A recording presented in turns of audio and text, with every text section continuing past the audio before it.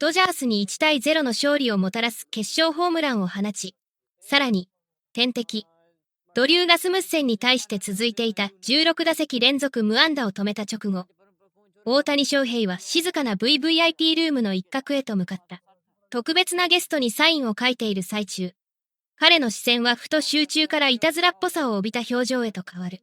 緊張感あふれる試合は幕を閉じたが、最も注目すべき瞬間は打席ではなく、このひそやかな対面の中にあった。大谷はペンを止め、その場でさりげない行動をとる。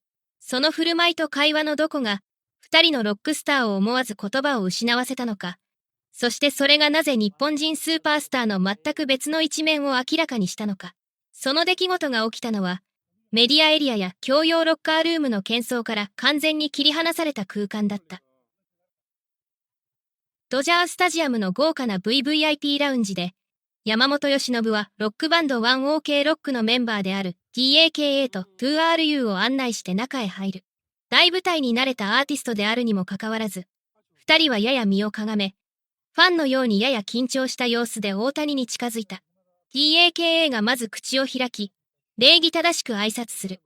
大谷さん、今日の試合は本当に素晴らしかったです。あの一打には鳥肌が立ちました。サインをいただいてもいいですか？大谷はペンを受け取る。ただ疲れた試合後の社交辞令のようにサインを済ませるのではなく、彼は明るい笑顔を見せた。ペンを走らせながら顔を上げ、好奇心に満ちた表情で TAKA を見て、試合前の出来事を自ら話題に持ち出す。来てくれてありがとうございます。でもさっきの TAKA さんの始球式、山本がダグアウトの外でずっとうまく投げられないんじゃないかってブツブツ言ってたんですよ。マウンドに立って緊張しませんでした。その軽い冗談めいた質問は、最初のかしこまった空気を一気に打ち破った。笑い声が部屋中に広がる。すぐそばにいた山本もうなずきながらそれを認め、誇らしさと安堵が入り混じった表情を見せた。TAKA と 2RU もすぐに肩の力を抜き、緊張した状態からリラックスした雰囲気へと変わる。相手がただ形式的にもてなしているのではなく、背番号18のユニフォームを着てマウンドに上がった瞬間から自分たちをしっかり見ていたのだと気づいたからだ。空気が打ち解けたところで、大谷はサインを終える。ジャケットのポケットに手を入れ、あらかじめ用意しておいた2枚の VIP クレデンシャルをゆっくり取り出した。それをそれぞれの手に直接渡しながら、まるで気心の知れた友人を誘うかのような自然な口調で言う。これ、用意してもらっておきました。明日はこのパスでフィールドエリアまで降りてきてください。バッティングケージの近くで僕たちのバッティング練習を見た方がよく見えますよ。スタンドからだと物足りないですから。もう何日かゆっくりしていってくださいね。TAKA と 2RU はしばらく言葉を失った。慌ててそのパスを受け取り、何度も頭を下げて感謝する。サインをもらいに来たはずの二人のロックスターの体験は、一瞬で期待をはるかに超えるもてなしへと変わった。その閉ざされた扉の向こうで起きた瞬間は、そこで終わることなく、目撃者たちの証言を通じてすぐに広がっていった。VVIP ルームを出た後、ミックスゾーンで記者たちに囲まれた山本由伸は、先ほどの出来事を詳しく語った。正直、最初は TAKA と 2RU を紹介するために連れて行っただけなんです。二人は僕の親友で、翔平さんに会えるのをすごく楽しみにしていました。だから、挨拶して、サインをもらって、すぐに出て行こうと思っていました。試合後で疲れているはずですから。でも、あれは完全に予想を超えていました。本当に、もてなし、の時間になっていました。室内でのやりとりについて聞かれると、ドジャースの右腕は空気が変わった瞬間を振り返る。サインが終わった後、彼はいきなり TAKA の始球式の話をしたんです。すごく自然に、前から見ていたみたいに。試合前、僕は TAKA に背番号18を着て失敗したら大変だよって冗談を言っていて、実際にダグアウトの外で投げるのを見ていたんです。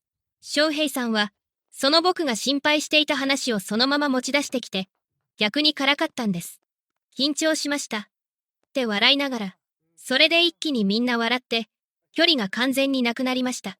最初は TAKA と 2RU もかなり緊張していて、ずっと頭を下げていたんですけど、その一言で一気にリラックスしていました。さらに山本は、大谷の思いがけない準備について、試合でのプレッシャーと結びつけて語る。今日は簡単な一日じゃなかったです。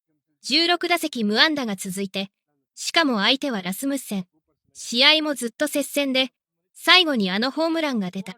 正直、あれだけ神経を使う試合の後なら、かなり疲れていて、形式的にサインだけして終わると思っていました。でも全然違いました。彼は本当に細かいところまで気を配っているんです。ジャケットからフィールドパスを2枚取り出して渡して、明日はバッティングケージの近くで見てくださいって具体的に案内していて、隣にいた僕も驚きました。いつの間にそんな準備をしていたんだろうって。そして、ゆっくりと言葉を締めくくった。僕たちにとって、それはただの社交的な挨拶じゃなかったです。後輩の友人に対する接し方を見て、周りの人間関係まで大切にしているんだと感じました。